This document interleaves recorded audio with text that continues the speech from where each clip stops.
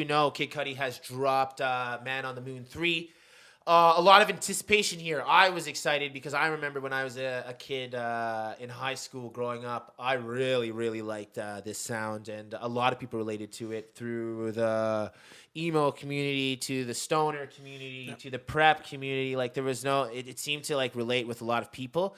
So I had high hopes for it. Like when you think of retro Kid Cudi, you think Soundtrack to My Life, Just What I Am with Kingship, a couple other ones like that. So that's the sound I go into an album expecting to get. Think of Domingo from How to Make It in America. Domingo. That's his character. I will. I He's selling weed and running around in New York. In what? How to Make It in America. How to Make It in America. Okay, well, How to Make It in America. Check that out, yo. If you haven't checked it out, Kid Cudi's in How to Make It in America. His name's Domingo. But when I went into this listening session, let me just preface where I was. I was at home. It was around 9-10 p.m. My roommate just got home. I told him the album's out. Crack a few beers. And let's listen to it and smoke a few joints and get in the Kid Cudi vibe. First song off the bat was a little offbeat to me. I believe it was A Beautiful Trip. And then the second song, which was Tequila Shots, it really I was like, perfect. We're back to good Cudi. We are back here. This is the sound I'm looking for. And then after that, it kind of fell apart for me in that sense. Now, I don't want to get into too much depth in that sense because me and Eads are going to do album reviews in depth. So we are going to jump in on a few of these albums. This one, I think, is going to be one of them. So we're just going to briefly touch on this drop. We're not going to go into each song and break that down. But we are going to be doing that with important albums coming up in 2021. And the previous two that we're talking about now, we are going to have an album drop for that. Anyway, so I listened to Tequila Shots. I didn't get that old Kid Cudi sound that me and you were talking about. It felt like he was conforming to new sound. It was a little less relatable. Like the Trippy Red track was terrible. Like that's not what you are, Kid Cudi. So like when you it's not what you see him as. Because that's the thing with Kanye, like old Kanye versus new Kanye. Good point. It's like how the artist evolves and develops, what they're going through, where they're pulling inspiration from, everything like that. They change as a person over a decade. So you're not going to be making the same music as you 100%. Were when you didn't have money and you weren't signed or something like that, where you're just inspired by the struggle of and just needing to make the music. So you think the environment helps? It's a completely different person. Because like that person today wouldn't be able to make those old songs. Because now don't get me wrong, it sold great. It sold 175K the first week, which is a lot more than a lot of albums did this year, just because it's been so hard to sell anything if you're not on any relevant DSPs or pushed by any playlists. But he sold a lot. But I'm here to say what I think before we move on here. I think the name sold that. Yeah. I don't think the content within the album itself sold that, but we'll get into that in the album reviews itself, and that will be separate videos on this page, so stay tuned for that. But overall, I was quite disappointed in the sense that there was two songs that I really liked. It was called Sad People and Tequila Shots. Those were bang on, Kid Cudi. I love that. I remember you were speaking on a podcast, Rogan, obviously, around 2017, and you said you were in a mind state when you made Man on the Moon 2. You were living at Soho at the time, and you were living with many girlfriends. You were talking about whatever. That's not the point. But you were drinking beers, smoking weed, doing a bit of cocaine, and you were walking around Soho, being creative and getting into all sorts of shenanigans. You were saying, and this is when you made Man on the Moon 2, Indica. So this is that time. So exactly what you were saying. That environment created some, as opposed to when he's signed now. You can't really Can you? It's hard to compare Make the two. Pizza again. Well, it's like some artists go into the studio. Some want just like nobody there to go to the booth, get it done. Some people need to build a vibe. They need to have like people there, set a mood and everything like that to get into how they're gonna rap and stuff. It depends on the process. Depends on the artist, where they're at in their career, where they're at in their personal life. There's a lot of factors that go into what type of music is being made. Yeah, I guess you're right. And as a fan, when I sit here, I finish the project frustrated. Yeah. So that's how I'm coming at it. It's not what you fell in love with in that artist. Right. So like I will walk away from this album with two new favorite Kid Cudi songs because they're great: Sad People and Tequila Shots. The rest I'm gonna throw in the good old trash bin, and we'll go into. I'm gonna back up that topic, those points when we go into our album reviews, of course.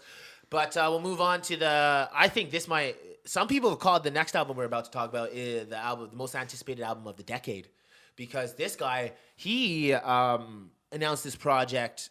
I believe it was 2.5 years ago. He said this project was coming out 2.5 years ago, and then people. He has a very cult-like following fan base. His album cover was a remake of Marilyn Manson's cover. I am talking about the Playboi Carti, and he dropped. There was a lot of mixed emotions, and a lot of people were pissed again. But on top of dropping, he had a whole baby mama drama with Iggy Azalea. Iggy Azalea is so hot. Anyways, I'll try and stay focused when I think about Iggy. Anyways. Yo, but didn't the story reveal that he has a PS5 like a year in advance? No, wait, I didn't get that. What happened?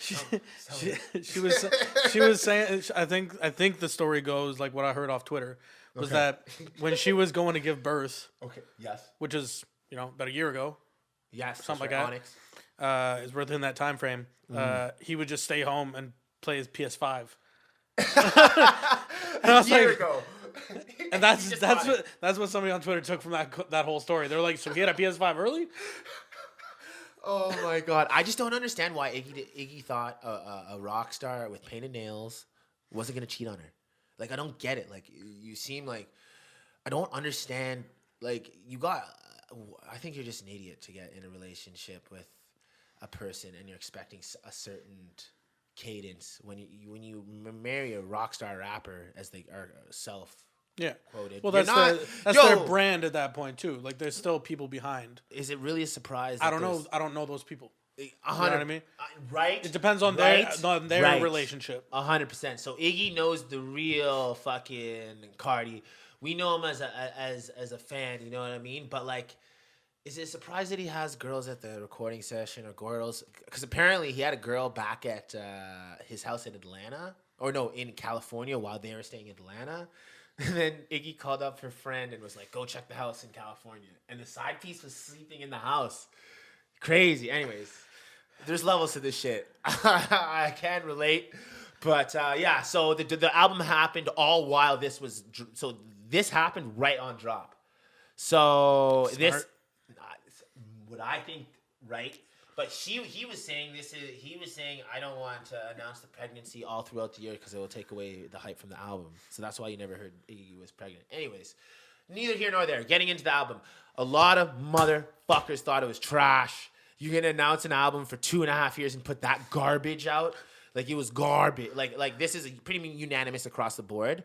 There is, like, I had high hopes after that single, Meh. Did you hear Meh? No. His single like 4 or 5 months ago was pretty good. The beats go crazy. The A&R on this project, great. I just don't like. I guess it's very hard to replicate a Magnolia song or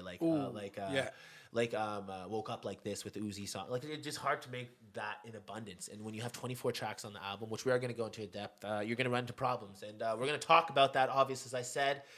But overall, I really I didn't like the album. I gave it 2 listens through, and it was like, bro, when you repeat something on the track like 42 times, like, who are you going to be, like, who are you selling your demographic to? Like, idiot 15 to 16-year-olds that just want repetitive shit. It's really stupid. And you're talented, and when you know you can do more, you know what I mean? Like, you see what he can do, and I just don't. Anyways, it was really bad project, all in all. Bring it down just a bit. Just want to make sure I don't miss any of my points. But, yeah, no. I didn't really like it at all. Does it have any replay value? Good point. Absolutely not. And then let's talk about this deluxe feature with the album. They put one album out with no features, and they put another album out with the features. They got double the money. Yeah. Gee, and that's new within the last 24 months. Yeah, because you wait about a month after to put the deluxe out. What's the difference? So then all the people, with a new nigga on it. It's fucking dumb. You might have 1 or 2 different tracks at the end, bonus features, tracks, stuff like that. Yeah. So you do that, and like, it makes sense. So everybody has the album on. Everybody has the album on preset. Well, that's all it's for. It's a business. 100%. We're gonna whip this into a business soon. So stay tuned, yo. But wait for the deluxe version. Oh lordy. We get 2 extra jokes. Listen to this. The last point I wanna point out is Kanye. Okay, if you're looking to hear old Kanye, go listen to the one song on the project I did like. It's called "Go to the Moon" featuring Kanye West. You know that old Kanye when he's rapping about models, bleached ass. It was good. This was a hard Yeah, bleached assholes. This was a hard fucking project, bro. Don't I get, mean, hard song. don't get hard, that on your t-shirt. Hard